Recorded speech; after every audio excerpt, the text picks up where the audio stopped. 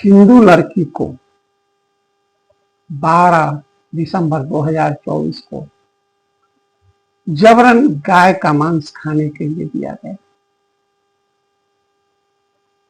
और उसके बाद ग्रुप में उसके साथ गैंग रेप हुआ। यह सब कौन किया? और साथ ही साथ मैं उस इंसान का भी तहे दिल से धन्यवाद करना चाहूंगी जिसके वजह से मैं जिंदा हूं और आज मैं कैमरे के सामने बैठी हूं, जो मुझे लाखों लोग करोड़ों लोग देखेंगे। उस इंसान का नाम है अतुल शर्मा, भारतीय मानव अधिकार सेवा संगठन के राष्ट्रीय अध्यक्ष है। उन्होंने मुझे बचाया है और मुझे जिंदा रखा है आज तक।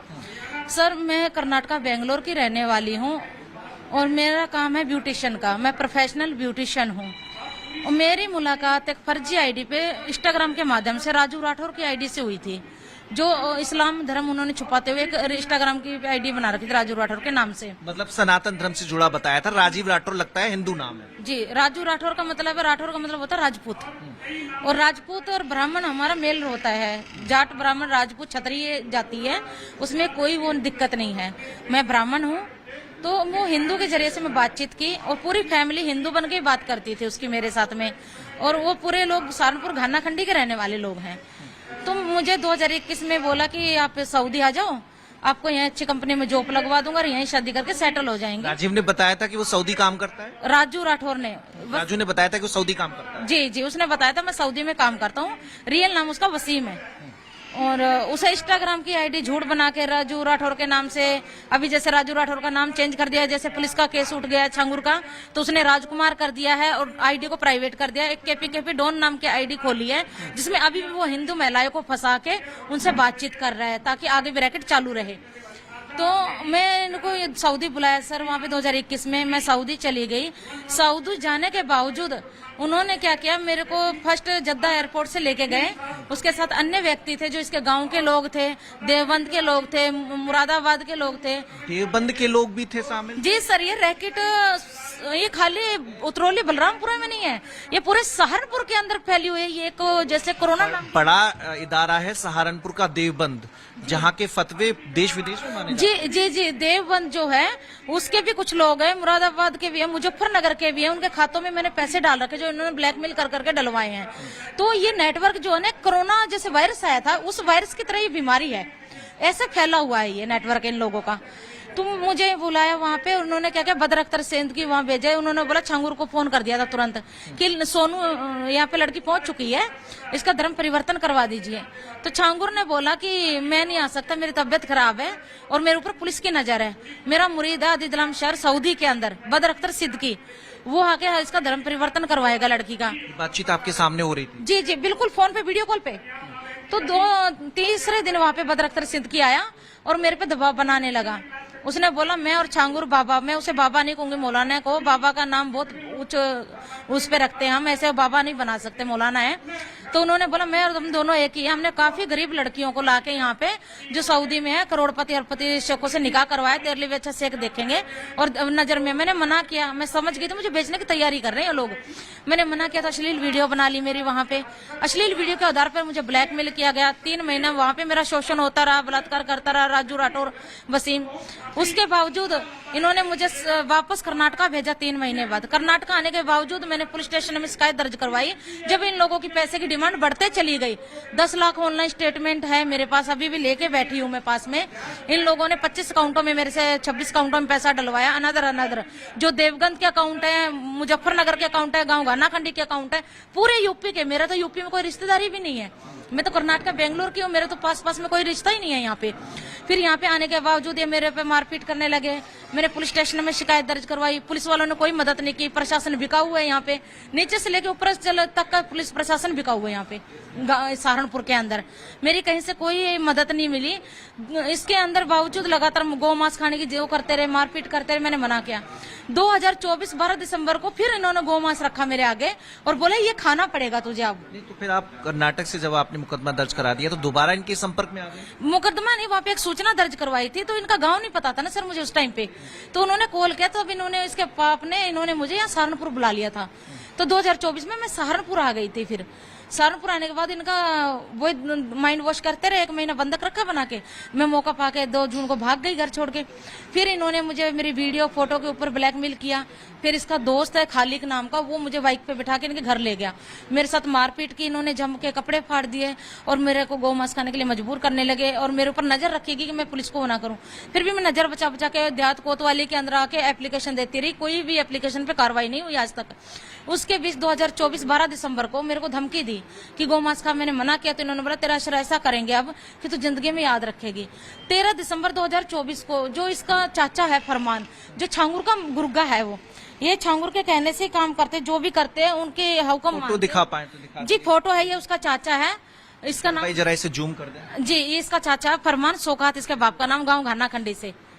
छांगुर के संपर्क में ये फरमान है जी, ये भी उसके फरमान छांगुर में। इसके भाई शमशाद भी एजेंट है और एक सलमान है, गुलजार है, काफी लोग उसके एजेंट है। ये छांगुर से लगातार संपर्क में रहते जी जी, ये संपर्क में रहते हैं अभी भी। और राजू छांगुर ने भी आपसे बात करके आपको कन्विंस किया? जी जी, अब मैं आपको बता रही हूँ कि इन्होंने फिर यहाँ मेरा सामूहिक बलात्कार किया, मुझे सिगरेट से जलाया गया, जलते कवर प्लास्टिक के डाले गए, चाकुओं से हमला किया गया मेरे। चाकुओं से हमला? जलालुद्दीन उर्फ जहांगीर या झिंगुर बाबा कहिए, जहांगीर बाबा के गुर्दों ने ये काम किया। जहांगीर बाबा का नेटवर्क पूरे भारत में फैला हुआ है। उसके देश विदेश में अकाउंट है, उसके देश विदेश में उसके गुर्दे हैं। जहांगीर बाबा के टीम हिंदू नाम रखकर हिंदू लड़कियों को फंसाकर उसका इज्जत लूटकर जबरन उसे मुस्लिम बनाते हैं।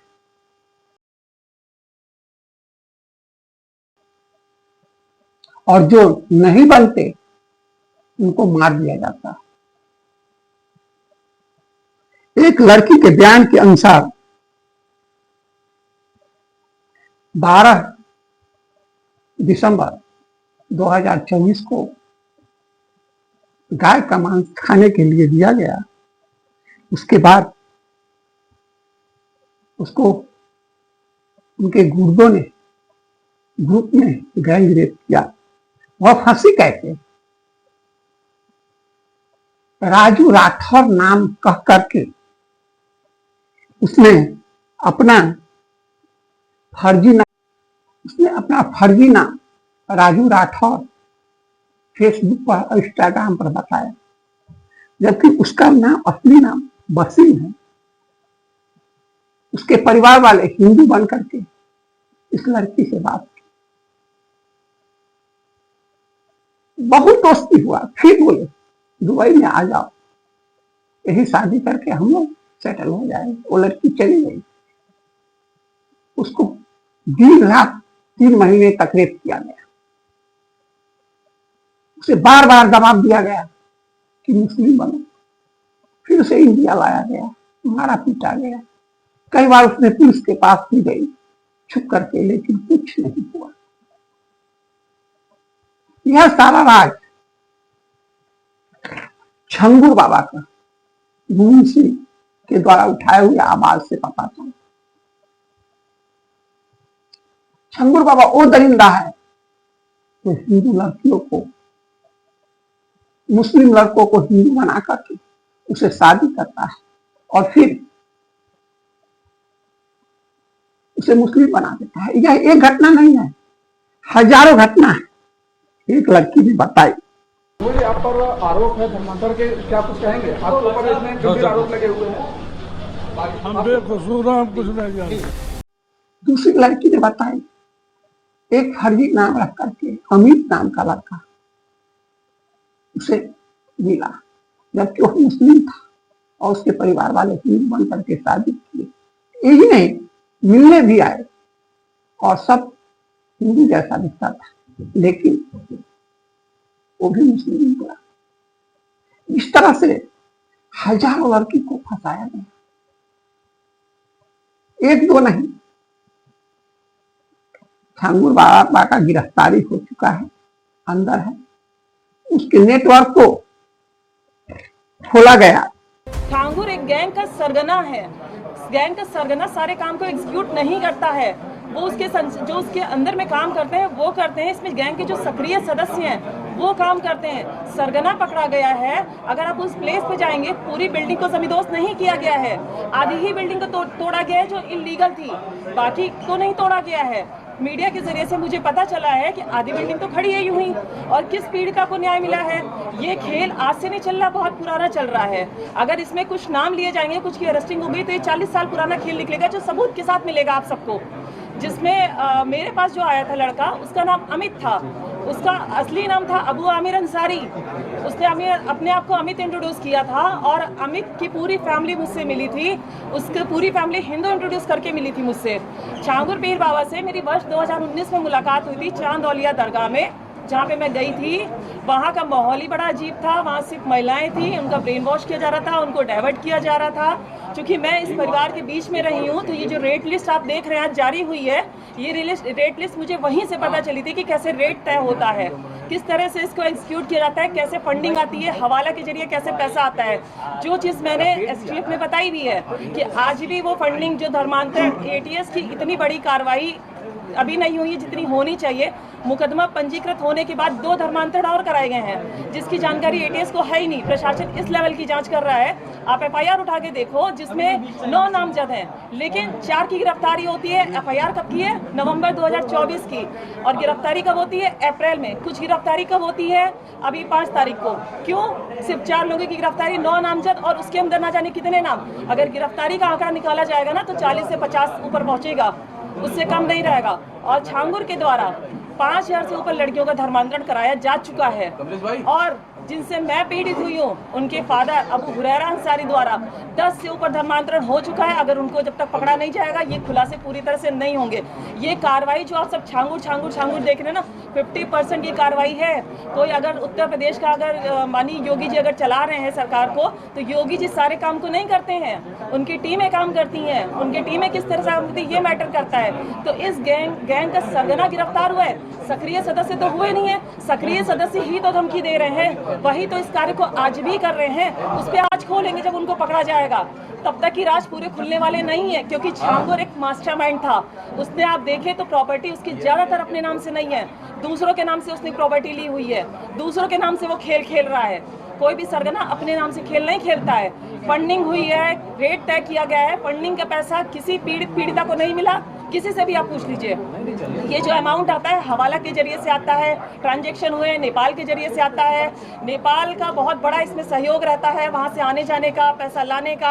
हवाला के जरिए से लखनऊ के अंदर मैंने जगह बताई है एसटीएफ को, किस जगह से पैसा आता है, कहाँ से लिया जाता है, कैसे ट्रांजैक्शन किया जाता है, कैसे डिस्ट्रीब्यूट किया जाता है। मैंने पूरी डिटेल उनको दी हुई है।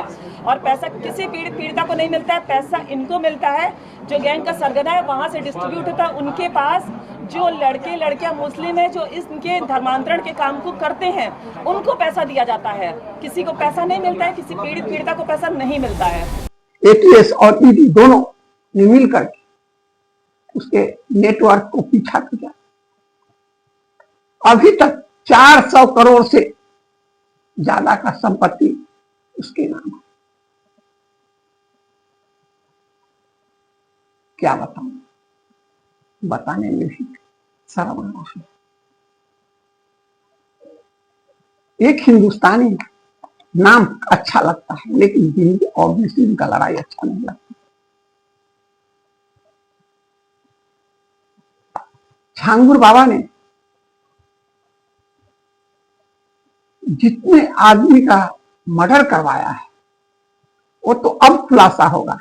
उनके घर के पीछे एक बहुत बड़ा मैदान है, जिसमें हजारों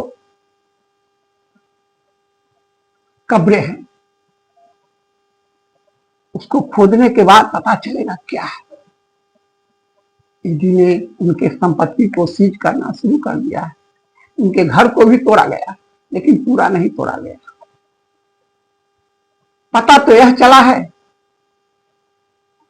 कि छांगुर बाबा राजनीति में फंडिंग करते थे।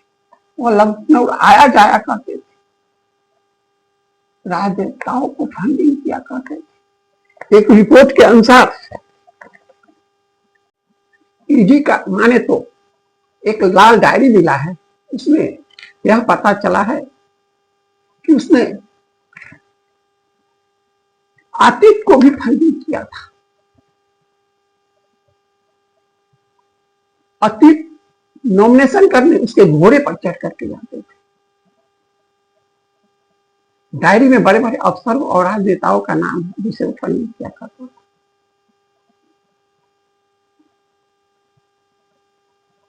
ये तो शुक्रगुजार है उस मुंशी का जिसने बड़ा खुलासा किया है। एक लड़की तो यहां तक बताई है कि कुछ गुर्दे हैं, उनके नाम है शमशाद, सलमान, गुलजार, शौकात, ये सब हैं तो उस लड़की को इज्जत देते थे गाय को मांस खिलाने के बाद जबरदस्ती करके। ये ब्राह्मण लड़की के साथ ये सब किया गया है। अब देखना है ईडी आगे क्या करता है। लाल डायरी में अब तक 400 करोड़ से ज्यादा संपत्ति का लेखा जोखा है। किन लोगों को पैसा दिया जाता था वो है। मैं बस यहाँ भारत की जनता हिंदू इंसाफ चाहते हैं। वो हिंदू लड़की इंसाफ चाहती है जिन्हें मार दिया गया या जबरन इज्जत लूटा गया है।